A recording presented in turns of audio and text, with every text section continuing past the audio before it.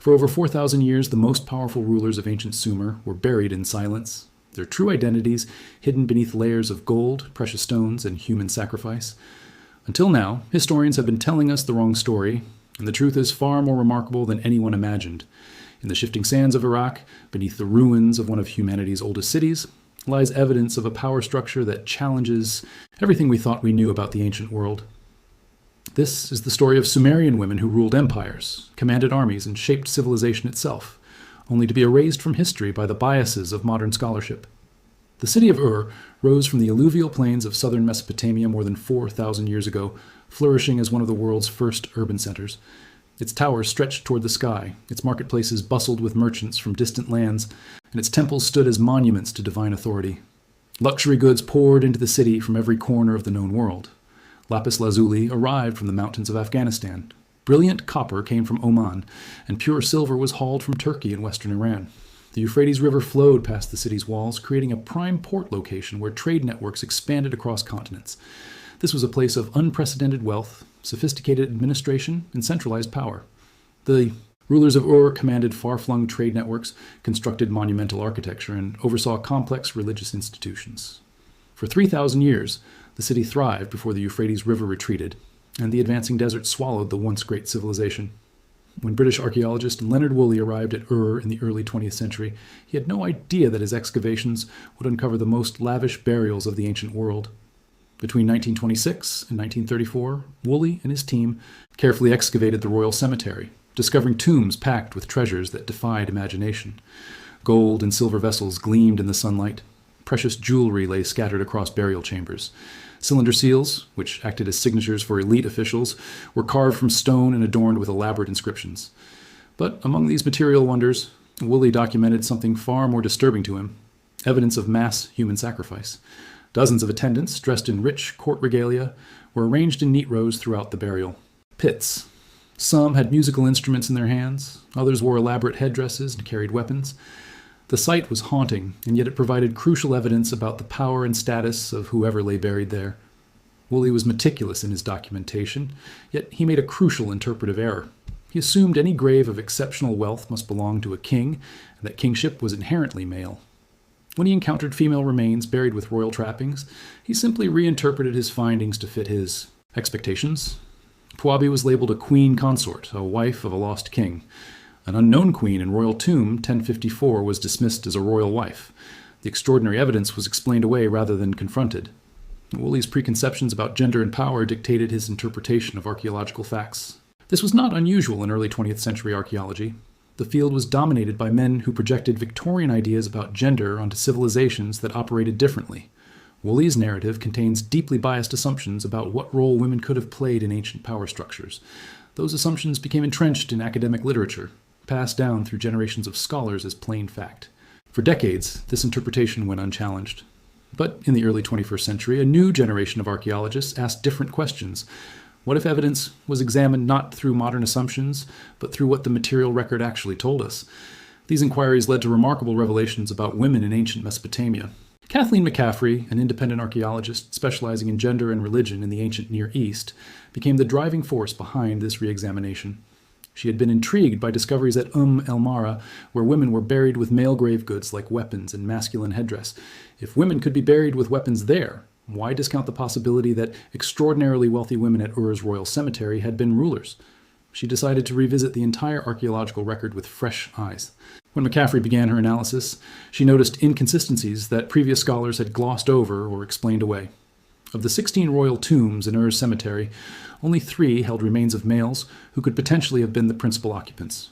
Remarkably, these 3 tombs were small, single-chamber graves with modest furnishings. None of them contained royal titles or inscriptions.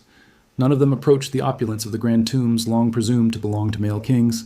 This pattern was striking and obvious once you bothered to look at it. The largest, most lavishly furnished burial chambers did not contain male remains. They contained female remains. Yet generations of scholars had simply assumed the missing males must have been there, their bodies lost to time and decay, while the women were relegated to secondary roles as grieving widows. The case of Puabi became central to McCaffrey's argument. Puabi was a woman of extraordinary status, buried in the most opulent tomb to have survived intact at Ur's royal cemetery. Her burial chamber contained an amazing wealth of offerings that defied description. Gold, silver, and copper vessels lined the walls. Stones, such as white calcite, steatite, obsidian, and lapis lazuli, were crafted into objects of stunning beauty. Silver heads of lionesses from pieces of furniture gleamed in the darkness. Gold drinking tubes, gold saws and chisels, and an inlaid game board offered glimpses into the luxury of ancient life. But the most remarkable objects belonged to Puabi herself. Puabi stood just under 5 feet tall and lived to approximately 40 years old.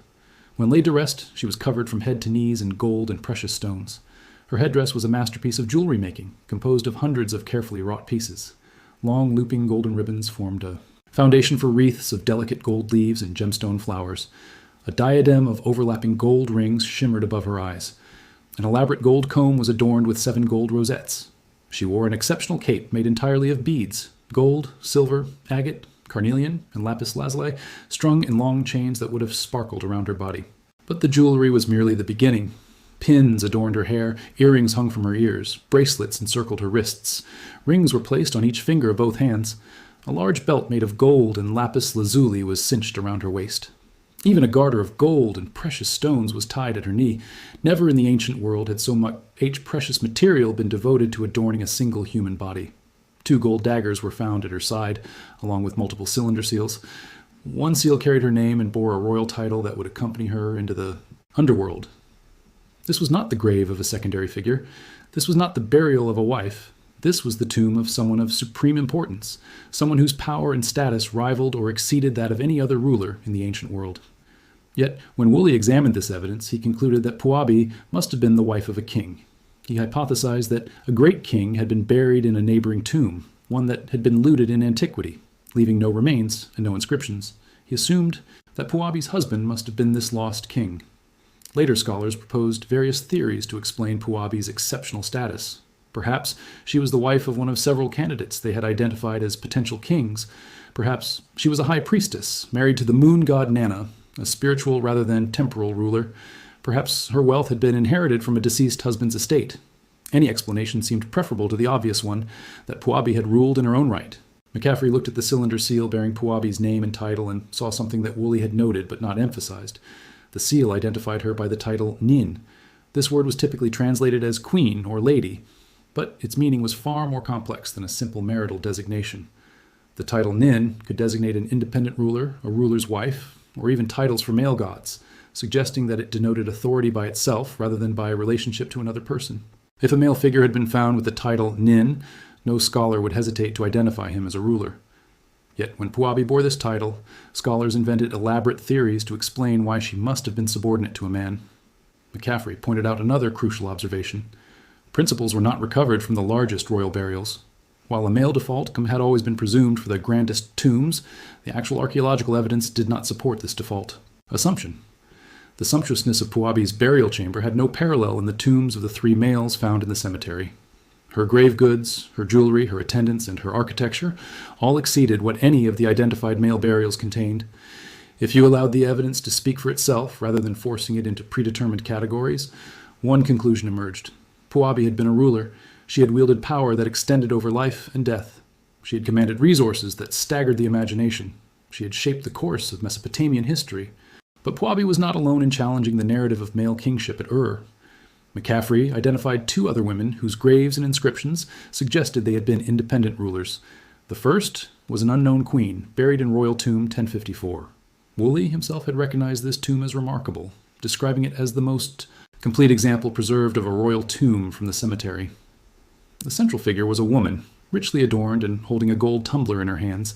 She was bedecked in gold and gems in the same style as Puabi. Like Puabi, she was buried with significant cylinder seals, including one made of solid gold attached to her garment with a unique gold and carnelian pin. 2 daggers and a seal inscribed King Mes-Kalam Dug were discovered as Woolley opened the grave. Woolley recorded his confusion at this discovery. He wrote that because the principal occupant of the domed tomb was a woman, the seal could not be hers. The seal must belong to a man. It must be an offering from this unknown queen's husband. Scholars debated Woolley's interpretation for decades, but they never questioned the fundamental assumption underlying it. They never asked whether it was possible that a woman could own a royal seal, or that she herself could be designated as a ruler. The bias was so deep, so embedded in the scholarly worldview, that it seemed self-evident that a royal seal must belong to a man. Anyone who would claim the seal for the woman, It reverses the normal operation of archaeological evidence. Instead of letting this material record speak, it silences female voices by making any alternative interpretation seem absurd. She argued that the royal seal and daggers were most likely the possessions of the unknown queen herself. The royal title inscribed on the seal may have belonged to her as a ruler, or it may have been an heirloom, an object of historical significance that had circulated through generations before being buried with her. Objects in the royal cemetery frequently were heirlooms, items ancient even to the people who were buried with them. This was common practice in elite burials of the period. It was translated in 1934. The translator footnoted it for its oddity. The translator noted that if the columns were read in the usual way, the inscription would indicate that Asusikilam was king of Ur, and her husband Akalamdug was the spouse. But the translator found this conclusion unacceptable. He noted that Akalamdug had the appearance of a king's name, while Asusikilam seemed more fitting for a priestess. The translator concluded that the original scribe must have made several mistakes, and that the text, though carved with precision and worked on by only the most talented artists and scribes, should be read scrambled across lines and out of order, so that the masculine name could be associated with the title of a ruler. McCaffrey turned this logic on its head. She suggested that the inscription meant exactly what it said. Susikalam was the primary ruler, with her husband acting as consort. She asked a provocative question. What is more likely, that a royal scribe incorrectly wrote the beyond these three identified women? McCaffrey pointed to another remarkable burial known as the Great Death Pit. This massive grave was the largest accumulation of human sacrifices in Ur's cemetery, containing 73 individuals in total. Woolley had originally attributed this grave to a king whose burial chamber he believed had been destroyed in antiquity. No king's body was recovered. No inscriptions identified the principal occupant. Yet Woolley assumed the ruler must have been male because of the scale of the burial and the number of attendants who had been sacrificed. More recently, anthropologist Aubrey Bodsgard made a compelling argument that the primary burial was actually a woman. She was distinguished from the sacrificial victims around her by the opulence of her jewelry and grave goods. She was set apart not by an adjoining burial chamber, but by the luxury of her personal adornments. Further investigation of this theory by archaeologist Richard Zettler revealed a cylinder seal inscription that appeared to link this woman to the powerful priestesshood. A priest or priestess was not merely a spiritual figure, but held immense religious, political, and economic power in any Sumerian city. The question of human sacrifice in ancient Sumer cannot be overlooked in discussing these women's power and status. Those who were buried with them, particularly in the death pits, have sparked centuries of debate about whether they went willingly into the afterlife or were forcibly sacrificed. Woolley initially proposed that the attendants had examination has revealed signs of trauma in some cases. Skulls bearing pre-mortem fractures suggest that not all attendants went peacefully. Some may have been killed, though whether this occurred as part of a religious ceremony or whether it was actual sacrifice remains unclear. Regardless of the exact nature of their deaths, the presence of dozens of human attendants in these burial pits testified to the ruler's extraordinary power. To command that people accompany you into death, whether through religious obligation, social expectation, or force, required authority of an almost unimaginable degree. Kings in Egypt could command such sacrifice. Emperors in China could demand that their courts join them in death. This was the prerogative of the most powerful rulers in the ancient world. Yet, it was a prerogative that scholars had long attributed only to male rulers at Ur, even as the evidence suggested that women were the ones making these demands. The religious context of Ur's power structure is crucial to understanding how women could have achieved such prominence. Ur was a theocracy, a state governed by religious authority. Political and religious power were inseparable. The rulers of Ur derived their legitimacy directly from the gods they served. The great ziggurat of Nana, the moon god, rose from the heart of the city, and the temple that served this god was not merely a religious institution, but a major economic and political power. The temple controlled vast tracts of land and enormous resources. The high priest or priestess who served the moon, God held authority that rivaled or exceeded that of secular administrators. In later periods of Sumer, documented more thoroughly in written records that survive, each city's patron god was involved in a ritual marriage to a human of the opposite sex. This person then became the high priest or priestess and wielded immense power. Though written documentation is sparse for the early dynastic period when Ur's royal burials date, scholars like Julia Asher-Grev have argued that similar arrangements likely existed during this earlier era. The high priestess position may have been among the most powerful positions a woman could hold, or indeed that anyone could hold, in ancient Mesopotamian society. Asher-Grev has written extensively on gender in ancient Mesopotamia, and her conclusions are striking. She notes that there are grounds to doubt that Sumerian social structure was strictly patriarchal. She points out that accession through the female line was possible, that women occupied high positions in states and economies and religious institutions, that women could be the heads of families, and that women had substantial legal rights. She describes the early dynastic period, the very era when Puabi and the other royal women of Ur were buried, as a golden age for women in a Mesopotamian society. She notes that this period yielded such rich and varied material on women as no other period in ancient Mesopotamia. Numerous women of different social statuses are named in written records, or are represented on reliefs, seals, and other objects, or in the form of statues.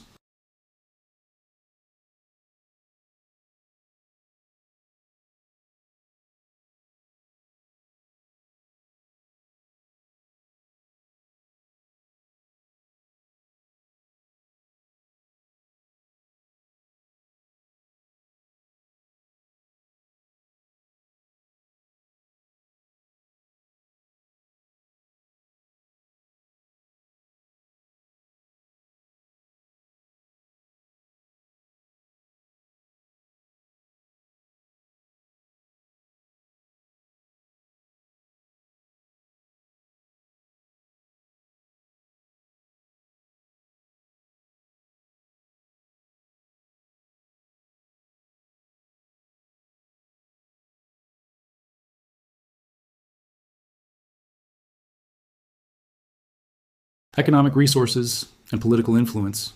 She could be titled Nin or En, designations that did not inherently indicate subordination to a male ruler. She could command human sacrifice, could direct construction projects, could oversee trade networks. She could accumulate wealth and display it in lavish burials. She could pass power through the female line to her daughter or another female heir. The structure of Sumerian theocracy, far from preventing women's power, may have actually created unique opportunities for female rule. One later priestess, Enheduanna, provides a remarkable example of the power that these positions could yield. Enheduanna lived in the Sargonic era, approximately 2334 to 2150 BC, centuries after Puabi's time, but within the same cultural tradition. She was a high priestess of Nana, the moon god of Ur. She wrote texts that are still read today, an astonishing record of lasting political and cultural impact. Her writings reveal a woman of education, authority, and influence, capable of expressing her own thoughts about divine matters and the relationship between the human and divine realms. If such power was possible for Enheduanna in the Sargonic era, why should we doubt that similar power was possible for women during the earlier period when Puabi lived? The great irony of archaeology is that it is shaped by the questions it asks. When early archaeologists asked whether male rulers had been buried with all their wives and attendants, they found evidence that seemed to support this view. When they asked whether great kings would certainly have been interred in the largest tombs, they failed to notice that some of the largest tombs contained female remains. When they asked whether women could possibly have wielded political power in ancient Mesopotamia, they answered in the negative before examining the evidence. The questions archaeologists asked determined which parts of the evidence they emphasized and which they dismissed. Modern scholars are asking different questions. They are asking whether the gender assumptions of the 20th century were imposed upon ancient societies that may have operated under entirely different principles. They are asking whether the material evidence might support interpretations that earlier scholars never considered. They are asking whether women's invisibility in our historical narrative reflects the reality of ancient societies or the biases of those who studied them. And as they ask these new questions, a different picture emerges, a picture in which women held power, commanded resources, directed their cities' fates, and shaped the course of human civilization. The case of Sumerian women challenges us to think critically about how knowledge is constructed and transmitted. It reminds us that facts do not speak for themselves. Facts must be interpreted, and interpretations are always influenced by the perspectives and assumptions of those doing the interpreting. For over a century, the facts of Ur's royal cemetery were interpreted through the lens of assumptions about gender that were products of the early 20th century. Scholars saw female remains in elaborate graves and explained them away as secondary figures, because that interpretation matched their preconceived notions about how power should be organized. They were not inventing evidence. They were not lying. They were following the interpretive frameworks that their training and their times had provided them. Changing these frameworks required new voices in archaeology, voices willing to question assumptions that had become entrenched as facts. It required younger scholars like McCaffrey, Bodsgard, and others who had been influenced by feminist scholarship and gender studies to apply these new perspectives to ancient material. It required a willingness to sit with ambiguity and uncertainty rather than forcing evidence into predetermined categories. It required humility about the limitations of our knowledge and openness to the possibility that previous generations of scholars, despite their brilliance and dedication, might have gotten important things wrong. The reinterpretation of Ur's royal cemetery is not merely an academic exercise or a footnote in archaeological history. It has profound implications for how we understand human societies and the roles that women have played throughout history. If women held significant power in ancient Sumeria, one of humanity's first complex civilizations, then we must revise our understanding of women's historical agency and capabilities. If women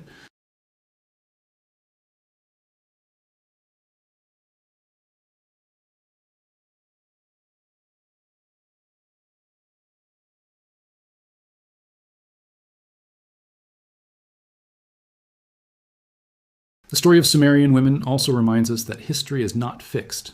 As our tools of analysis improve, as new evidence emerges, as new scholars with new perspectives engage with old questions, our understanding of the past changes. The DNA analysis and forensic examination that are now being applied to ancient remains are providing information that was unavailable to Woolley and his contemporaries. These scientific advances support the reinterpretations suggested by new scholarly frameworks. A woman identified as male by morphological examination of her skeleton might be confirmed as female through genetic analysis.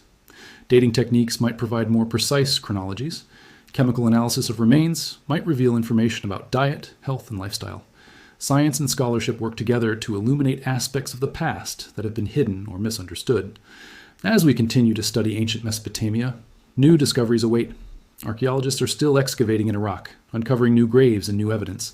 Each new find might provide additional information about the role of women in ancient Sumer. Each new analysis might further confirm that women of the early dynastic period wielded more power than 20th century scholars believed. The work of rewriting Sumerian history has only begun. McCaffrey and her colleagues have opened doors that had long been closed, asked questions that had long been deemed unnecessary, and in doing so, they have begun to restore women to the positions of power and prominence that they held in antiquity.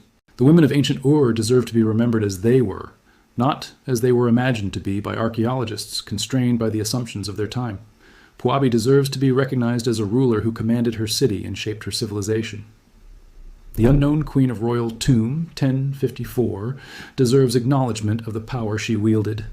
Asuzikilam deserves to be known as a king in her own right, not as a mistake in translation.